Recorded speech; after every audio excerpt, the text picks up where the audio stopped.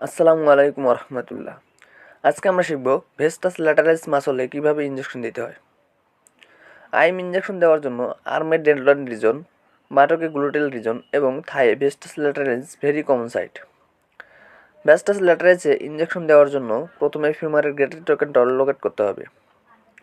গ্রয়েনের নিচে হাতের ওয়াইড পর্যন্ত ভেস্টাস ল্যাটারালিস মাসলের টপ বর্ডার থাকে।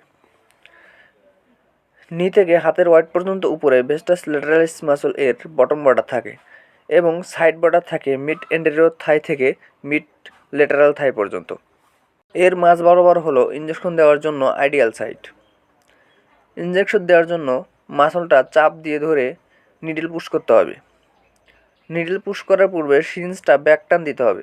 যদি সিরিঞ্জের ভিতর ব্লাড চলে আসে তাহলে বুঝতে হবে নিডলটা আর্টারির উপর পড়েছে, সেক্ষেত্রে সাইড চেঞ্জ করতে হবে।